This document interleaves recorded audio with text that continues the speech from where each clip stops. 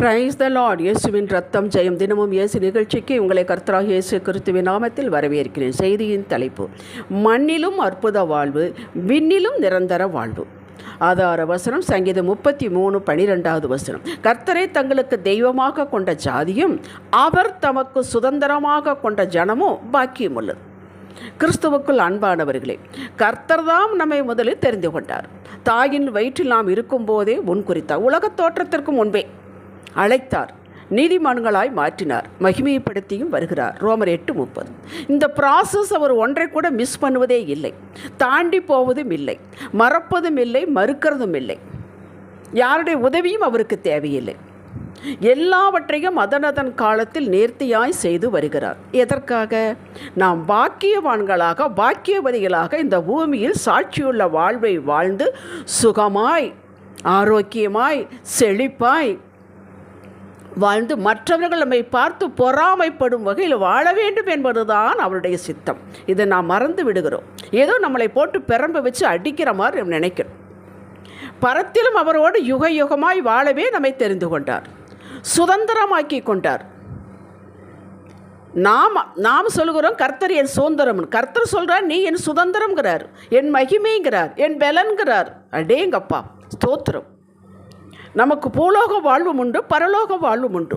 இரண்டிலும் நிறைவாக வாழவே நம்ம சுதந்திரமாக்கி கொண்டார். பூமியிலே உனக்கு வீடு இல்லாமல் இருந்தால் பரவாயில்லை, இங்கு உனக்கு சுகம் இல்லாவிட்டால் பரவாயில்லை, இங்கே நீ அழுது கொண்டிருந்தால் பரவாயில்லை, அந்தஸ்து செல்வாக்கு செழிப்பு இல்லாவிட்டால் பரவாயில்லை, பரத்தில் உனக்கு எல்லாமே இருக்கிறது. அங்கே கண்ணீரே இல்லை, பசியும் இல்லை, தாகம் இல்லை, ஒன்றும் இல்லை என்று ஒரு வாழ்வை மையப்படுத்தி அவர் பேசவே இல்லை. மனிதர்கள் தான் பேசிக்கொண்டிருக்கிறார்கள். எப்படியாவது நான் பரலோகம் போயிட்டா பரவாயில்லை, அது என்ன எப்படியாவது நிச்சயம் கூட்டிகிட்டு போவார். அந்த தெளிவு இருக்க வேண்டும். அந்த பரலோகம் போகிறதே குறிக்கோளாக பேசுகிறார்கள். ஏன் பூமியிலே வாழ வேண்டாமா? பூமியில் இயேசுநாதர் வேண்டாமா? பூமியில் இயேசுநாதர் அவருக்கு பிடிக்கவில்லையா? பிடிக்கவில்லை இருந்தால் எத்தனை இதுக்க வாக்கு, எத்தனை நியாய பிரமாணம், எத்தனை கட்டளைகள், எத்தனை சர்ச். இங்கே பூமியில் நிறைவாக வாழ வேண்டும், திருப்தியாக வாழ வேண்டும், சுகமாக, சாட்சியாக, ஆரோக்கியமாக வாழ வேண்டும், நல்ல பிள்ளைகளை வளர்த்து கர்த்தருக்குள் வளர்த்த வேண்டும், மற்றவர்களுக்கு பக்தி விருத்தி உண்டாக்கும் அளவிற்கு நான் வாழ வேண்டும். இப்படி நீங்கள் உயர்ந்து கொண்டு போகிறீங்க. பிள்ளைக்கு இவ்வளவு அருமையாக இருக்கிறது, இதுக்கு நாங்கள் என்ன செய்ய வேண்டும் என்று கேட்க வேண்டும். பூமியிலே நம்மை அழைத்தவரை மகிமைப்படுத்தி வாழ வேண்டும் என்பதுதான் அவரது சித்தம். அதற்குத்தான் இத்தனை வாக்குகள், பிரமாணங்கள், நெறிமுறைகள், கட்டளைகள். இல்லாவிட்டால் ரட்சிக்கப்பட்ட அன்றே உஸ்ஸுன்னு அனுப்பியிருப்பாரே. போயிருங்க, யோசித்து பாருங்கள். இங்கே நாம் கர்த்தரை தெய்வமாக கொண்டதினால் பெற்ற பாக்கியங்கள் என்ன? கர்த்தர் தெய்வமாக கொடுக்கிறோம், ஆலயத்துக்கு போகிறோம், வேதம் வாசிக்கிறோம், அவருக்கு பயந்து நடக்கிறோம், அவர் சத்தத்தை கேட்கிறோம், கீழ்ப்படுகிறோம். இதில் என்ன நமக்கு லாபம்? நாம் ரட்சிக்கப்பட்டோம். லாபத்தை பெற்றதுனால் நாம் செய்கிறோம். அவர் கொடுத்து விட்டார். அவர்தான் முதலில் அன்பு செலுத்தினார், ரட்சித்தார், ரட்சிக்கப்பட்டு விட்டோம். பாவத்திலிருந்து முழு விடுதலை. இனி பாவத்திற்கு நம்மேல் ஆளுகை கிடையாது, அணுக முடியாது. கடைசியில் ஆக்கினை தீர்ப்பு நமக்கு இல்லை, நித்திய ஜீவன் உண்டு. இதையெல்லாம் நம்ம கொடுத்து அலங்கரித்து விட்டார். அதன் பின் தான் நம்மளை எதிர்பார்க்கிறார். இந்த ஒப்பற்ற ஆசீர்வாதத்தை, பாக்கியத்தை நாம் மேன்மையாக எண்ணுவதே இல்லை. நமக்கு இருக்கிற ஞான பலத்தை நமக்கு புரிவதே இல்லை. நமக்கு இருக்கக்கூடிய மேன்மையை நாம் எடுப்பதே இல்லை. அடுத்தவங்களை கம்பேர் பண்ணி உலகத்தை பார்த்து ஏமாந்து போகிறோம். நாம் எப்பேற்பட்ட பாக்கியம் பெற்றுள்ளோம் என்ற மகிழ்ச்சியும் நன்றியும் இல்லாததனால் பிசாசு நம்மை எளிதாக அவனது வஞ்சக வலைக்கில் இழுத்துக் கொள்கிறான். அடுத்து நாம் ஒப்பற்ற வாக்குத்தத்தங்கள் பெற்றுள்ளோம். இப்படிப்பட்ட வாக்குத்தத்தங்கள் யாருக்காவது உண்டா? உடன்படிக்கையின் பிள்ளைகள். இயேசு அப்பா தேவனோடு நமக்காக உடன்படிக்கை பண்ணியிருக்கிறார். நாம் தேவனோடு உடன்படிக்கை பண்ணிக்கொள்ள நமக்கு எந்த தகுதியும் இல்லை. நமக்காக இயேசு தம் பரிசுத்த இரத்தத்தை முழுவதையும் கொட்டி விளக்கிரயமாக செலுத்தி, என் பிள்ளைக்காக நான் செலுத்தி விட்டேன் என்று செலுத்தி, தம் ஜீவனை நமக்காக கிருபாதார பலியாக வார்த்து, ஏன்னா பாவத்தின் சம்பளம் மரணம், அதையே அவர் ருசி பார்த்தார். பிதாவோடு நித்திய உடன்படிக்கை நமக்காக இயேசு பண்ணி கொண்டார். இப்பொழுது பிதா நம்மளை தனியாக பார்ப்பதில்லை, இயேசுவுக்குள் பார்க்கிறார். அந்த நீதிமானுக்குள் பார்க்கிறார், நீதியாக பார்க்கிறார், நம்மளை பரிசுத்தவான்களாக பார்க்கிறார். அப்படி அவர் பார்க்கும்போது நீங்கள் ஏங்க உங்களை தாழ்த்தி கொள்கிறீர்கள்? பிதாவே நம்மளை அப்படித்தாங்க பார்க்குறாரு. பரிசுத்தவான்கள் என்று சொல்லித்தானே அழைக்கிறார். ஜீவனை கொடுத்து சரீரம் பிற்கப்பட்டு பிளக்கப்பட்டு அத்தனை வேதனை அடைந்து சம்பாதித்து நமக்கு இலவசமாய் கொடுத்த இந்த ரட்சிப்பை நாம் எப்படி லகுவாக எடுத்துக்கொள்கிறோம் என்று யோசித்து பாருங்கள். சபைக்கு போகிறதுக்கு யோசிக்கிறோம், அது கட்டளை. சபை கூடுதலை விட்டுவிடாது இருங்கள் என்பது கட்டளை. அந்த கட்டளைக்கு நாம் கீழ்ப்படுகிறோமா? எப்பேற்பட்ட ரட்சிப்பை பெற்றிருக்கிறோம்? நம்பினேன், அறிக்கை செய்தேன், கிருபையால் ரட்சிக்கப்பட்டு லகுவாக சொல்லிவிடுகிறோம். இதை இலவசமாய் கொடுத்தால் மட்டும்தான் பெற்றுக்கொள்ள முடியும். எதையும் செலுத்தி நாம் பெறவே முடியாது. இப்படிப்பட்ட ரட்சிப்பை பெற்ற நம்மை பாதுகாத்து வழி நடத்தி உருவாக்கி உயர்நிலைக்கு கொண்டு போக பரலோகம் பொறுப்பெடுத்து கொண்டது. ஆவியானவர் பொறுப்பெடுத்து கொண்டார். அதனால்தான் பரிசுத்த ஆவியானவர் இதற்காக பூமியிலே அனுப்பி நமக்குள் தாகத்தை வைத்து கேட்க வைத்து நிரப்பியுள்ளார். அவர் நீதியுள்ள தேவன். வழியை மடியை பிடித்து மாங்காய் போடுவதில்லை. இந்த ப்ராசஸ் நம்மளை செய்ய வைத்து ஆவியெல்லாம் நிரப்பப்பட்டிருக்கிறோம். பரிசுத்த ஆவியானவர் வந்த உடனே அவர் வேலையை, அவர் ஊழியத்தை நமக்குள் செய்வார். நாம் அனுமதிக்க வேண்டும். அதற்காகத்தான் சுயத்தை கொடுத்திருக்காரு. இந்த சுயம் போய் முன்னாடி நின்று நான் பார்த்துக்கிறேன் என்று போகக்கூடாது. சுயத்தை பின்னடக்கி வைத்து ஆவியானவர் முன்னால் வைக்கணும். இதுதான் ஆவிக்குரிய வாழ். நம்மை உருவாக்கி கொண்டே உயர்த்துகிறார். இதற்கு ஆலோசனை கொடுக்கிறார், வாய்ப்புகள் கொடுக்கிறார், காரியங்களை வாய்க்க செய்கிறார். உருவாக்கம் இல்லாமல் உயர்வு இல்லை. நமக்கு இந்த உருவாக்கம் பிடிப்பதில்லை. உயர்வை மட்டும் நாடுகிறோம். ஒரு வீடு கொடுத்தா போதும், ஒரு 2 குழந்தைகள் கொடுத்தா போதும், அது கொடுத்தா போதும், நல்ல வேலை கொடுத்தா போதும், சுகம் கொடுத்தா போதும், மற்றதெல்லாம் நாம் பார்த்துக்கிறோம். எதுவும் பார்க்க முடியாது. அந்த உள்ளான மாற்றம் இல்லாமல் வெளியரங்கமான ஆசீர்வாதம் வராது. இதுதான் இப்போது விசுவாசிகளுக்குள்ள போராட்டம். இது புரிந்து கொண்டு ஆவியானவர் நாம் சார்ந்திருக்கும் போது நமக்காக அவர் யுத்தம் பண்ணுகிறார். சத்துருவின் செயல்களை அழிக்கிறார். உலகத்தாருக்கு கிடைக்காத மேன்மையை தருகிறார். வழி நடத்துகிறார். சங்கீதம் 32:8 இதைத்தானே சொல்கிறது. நான் போதித்து நடக்க வேண்டிய வழியை காட்டுவேன், என் கண்ணை உம்மேல் வைத்து ஆலோசனை சொல்லுவேன். கேட்டீர்களா? பக்கத்து வீட்டுக்கு ஆலோசனை கொடுத்துரு, அதிலேயே கேட்டுக்கொண்டு சொல்கிறதுல ஒவ்வொருவருக்கும் தனித்தனியாக நம்மேல் வைத்து கண் வைத்து ஆலோசனை சொல்லுகிறார். அடுத்து கீழ்ப்படிதனால் வரக்கூடிய ஆசீர்வாதம். நான் கீழ்ப்படுகிறோம்.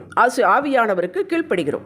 தினமும் கீழ்ப்படிய வேண்டும். எல்லாவற்றிலும் கீழ்ப்படிய வேண்டும். 1 நாள் 2 நாள் அல்ல. உருமாற்றம் நாம் ஆகிக்கொண்டே இருப்பதனால் வரக்கூடிய ஆசீர்வாதங்கள். அதுதான் நாம் வெளிப்படுத்தக்கூடிய கனிகள், ஆவியின் கனிகள். பொறுமை, சந்தோஷம், சமாதானம், ஒரு அடக்கம், இச்சை அடக்கம், சாந்தம். 9 கனிகள் இருக்குது. வாசித்து பாருங்கள். ஹல்லேலூயா. இந்த பக்குவ நிலையை அடைகிறோம். இந்த பக்குவ நிலையை கொண்டு வரத்தான் ஆவியானவர் அந்த பாடுபடுகிறார்.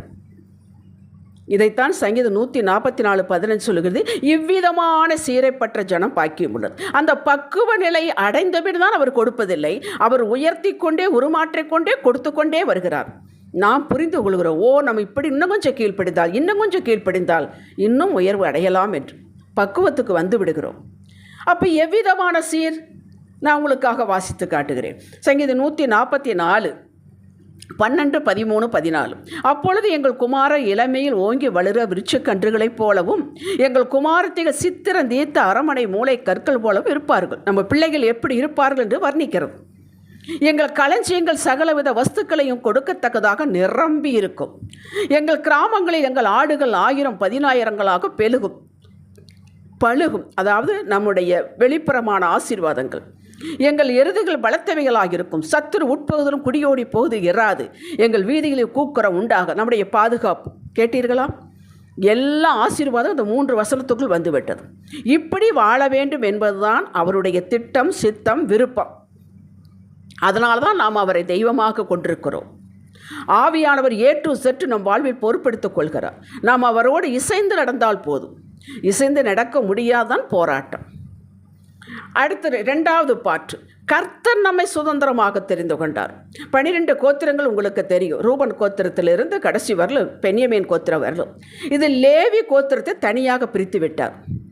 லேவிக்கு அங்கே கானான் தேசத்தை பங்கிட்டு கொடுக்கும்போது 11 கோத்திரங்களுக்கு தான் பங்கிடப்பட்டது. லேவிக்கு சுதந்திரம் இல்லை, கிடையாது. நானே சுதந்திரம், நானே அவனுடைய பங்கு என்று சொல்லிவிட்டார். அவனுக்குத்தான் ஆசாரியத்துவம், ஊழியம். அப்போ ஆசாரித்து கொண்டு வந்து படைக்கக்கூடிய படைப்புகளெல்லாம் அவனுக்கு சேர்ந்து, லேவிக்கு சேர்ந்தது. அவனுக்கு இடம் கொடுக்க வேண்டும் இலவசமாக. ஒவ்வொரு கோத்திரங்களும் கொடுக்க வேண்டும். அவருடைய ஆடு மாடுகளுக்கு இடம் கொடுக்க வேண்டும். ஏன் இஸ்ரவேல் தேசத்தை ஒரு பூமி உலகத்திலே ஒரு இடத்தை தேர்ந்தெடுத்தார், ஒரு தேசத்தை தேர்ந்தெடுத்தார், இஸ்ரவேல் தேசத்தை. இஸ்ரவேல் மக்களை இனக்கண்டு கொண்டார். எதற்காக? உலகம் முழுவதும் அவர்கள் ஒரு சாம்பிளாக வைத்தார். இவர்கள் மூலமாக வாக்கு போக வேண்டும், பிரமாணங்கள் போக வேண்டும், தேவன் எப்படிப்பட்டவர் என்பது போக வேண்டும் என்பதற்காக மைய பகுதியில் தேர்ந்தெடுத்தார். அவர்களை தேர்ந்தெடுத்து தான் அவர்களுக்குத்தான் வாக்குத்தத்தம் கொடுத்து, அவர்களுக்குத்தான் தீர்க்க தரிசனம் கொடுத்து, தீர்க்க தரிசிகளை வைத்து எல்லாம் நடந்தது. அந்த யூத கோத்திரத்தில் தான் ஏசப்பாவும் பிறந்தார். இப்போ அப்படியே நம்ம நிலைமைக்கு வாங்க. நம்மளை ரட்சித்திருக்கிறார், நம்மளை ஒரு ஜனம், ஒரு கூட்டம் செலக்ட் பண்ணியிருக்கிறார். நம்மளுடைய உறவுகள்லாம் எத்தனையோ பேர் ரட்சிக்கப்படாமல் இருக்கிறார்கள். நம்மை மட்டும் செலக்ட் பண்ணியிருக்கு. எதற்காக? நம் மூலமாக அவருடைய அன்பு வெளிப்பட வேண்டும், நம் மூலமாக அவருடைய மகிமை வெளிப்பட வேண்டும். நம்மை பார்த்து அவர்கள் நீங்கள் எப்படி இப்படி ஆசீர்வாதம் எங்களுக்கு சொல்லுங்கள் என்று கேட்க வேண்டும். எப்படி இஸ்ரவேல் ஜனங்களை உலகத்தாருக்கு சாம்பிளாக வைத்தாரோ அதுபோல் நம்ம ஒவ்வொருவரையும் நம்முடைய குடும்பத்தை சுற்றி இருப்பவர்களுக்கு வைத்திருக்கிறார். இது மறக்கக்கூடாது. அதனால தான் சுதந்திரம் என்று சொன்னார். அவருடைய நாமம் மகிமைப்பட வேண்டும் மூலமாக, தூசிக்கு இடம் கொடுக்கக்கூடாது. இந்த பூமியில் அவரை ஆராதிக்கவே மகிழ்விக்கவே நாம் அழைக்கப்பட்டிருக்கிறோம் என்பதை தெளிவாக்கி கொள்ள வேண்டும். அப்போ நான் வேலை செய்ய வேண்டாமா, சம்பாதிக்க வேண்டாமா? அவர் என்ன சொல்கிறாரோ அதை செஞ்சால் போதும். அவர் தமது சுதந்திரமாகிய நம்மை பாதுகாக்கிறார், வித்தியாசத்தை காட்டி ஆச்சரியப்பட வைக்கிறார். சங்கீதம் 23 வாசித்து பாருங்கள். கர்த்தர் என் மேய்ப்பராயிருக்கிறார், நான் தாட்சி அடையேன். நம்மை ஆடுகளாகவும் ஏசப்பா தன்னை மேய்ப்பனாகவும் வைத்துத்தான் அதை பேசப்படுகிறது. ஆடு போய் எங்கேயாவது போய் நல்ல மேய்ச்சல் இருக்குதா, தண்ணி இருக்குதா பார்த்துட்டு வந்து ஆட்டுக்காரன்ட்ட சொல்லுதா? இல்லையே. ஆடு அமைதியாக இருந்தால் போதும், அப்படி சத்தத்துக்கு கீழ்ப்படுத்தி போனால் போதும். அவர் நல்ல இடங்களில் புல் எங்கே இருக்குதோ அங்கே காட்டுவார், தண்ணி எங்கே இருக்குதோ அங்கே காட்டுவார். உங்களுக்கு எங்கே பிஸ்னஸ் பண்ண வேண்டும், எங்கே நீங்கள் வேலை செய்யணும், எங்கே பொண்ணு எடுக்கணும், எங்கே பிள்ளைகளை படிக்க வைக்கணும் அவருக்கு தெரியும். அவர் பின்னாடி நாம் போனால் போதும். அந்த வசனங்களை படித்து பாருங்கள். அதனால தான் தாவீது இதையெல்லாம் புரிந்து கொண்டு சொல்கிறான். சங்கீதம் 16:5, கர்த்தாவே நீர் என் பங்கு, என் சுதந்திரம், நீர் என் சுதந்திரத்தை காப்பாற்றுவீர். காப்பாற்றினாரே. நம்ம மாடா உழைத்து ஓடாக தேய வேண்டிய அவசியம் இல்லை. அவர் நம்மளை எல்லாவற்றுக்கும் எழுதி செல்வார். அவர் நமது சுதந்திரம், நாம் பங்கு. தாவீது செய்த அறிக்கை அப்படியே நடந்ததே, உங்களுக்கும் அப்படியே நடக்கும். நம்முடைய கொம்பாகிய மகிமையை, நமக்கு ஒவ்வொருவருக்கும் கொம்பு உண்டு, மகிமை உண்டு, வேல்யூ உண்டு. அது நாம் இயேசு கிறிஸ்துவுக்குள் இருக்கிறதை பொறுத்து. எந்த வறட்சியான சூழ்நிலையிலும் இளைத்து போக விடமாட்டார். நாம் நம்முடைய அழைப்பையும் பங்கையும் உணர்ந்து புரிந்து அதன்படி நடக்கும்போது வாக்கு பெற்ற நீங்கள் வாக்கை பயன்படுத்தி, உங்கள் வாயை பயன்படுத்தி அதை அறிக்கை செய்து விசுவாசத்தோடு இருக்கும்போது சகலத்தையும் இந்த பூமியிலே வாழ அனுமதிக்கிறார். உங்கள் உள்ளத்திலே உருமாற்றத்தை அடைந்து உலகத்தை கலக்கிறவர்களாக மாற வேண்டும் என்பதே கர்த்தருடைய திட்டம், உயர்ந்த திட்டம். நீங்கள் உங்களை தாழ்த்தி கொள்கிறீர்கள். உங்களை குறித்து உயர்ந்த திட்டத்தை வைத்திருக்கிறார். அதைத்தானே வேதம் முழுவதும் எழுதி வைத்திருக்கிறார். இதனோடு இணைந்து கொள்ள வேண்டும். உங்கள் களஞ்சியம் நிரம்பும். உங்களை பார்க்கிறவர்கள் பாக்கியவான்கள், பாக்கியவதி என்பார்கள். உங்கள் பிள்ளைகளோடு எங்கள் பிள்ளைகள் படிக்க வேண்டும், ஃப்ரெண்ட்ஸாக இருக்க வேண்டும் என்று ஏங்குவார்கள். அப்படிப்பட்ட உயர்நிலை வாழ்க்கை உங்களுக்கு தருவதற்காகத்தான் இந்த சங்கீதம் 33:12 வசனம் எழுதப்பட்டிருக்கிறது. ஜெபிக்கலாம். ஆம் தகப்பனே, உம்முடைய சுதந்திரமாகிய நாங்கள் பாக்கியவான்கள். இந்த பாக்கியத்தை முழுமையும் அடைந்து எங்களையும் சாட்சியாக வாழ கிருபை தார், என்றென்று சாட்சியாக. இயேசுவே நாமத்தில் பிதாவே, ஆமேன். இன்றைய சிந்தனைக்கு என் மதிப்பை நான் உணர்ந்து கொண்டாலே போதும். ஒப்பற்ற வாழ்வை வாழலாம் என்பதை கண்டுகொண்டேன், கடைப்பிடிப்பேன். ஆமேன். ஹல்லேலூயா.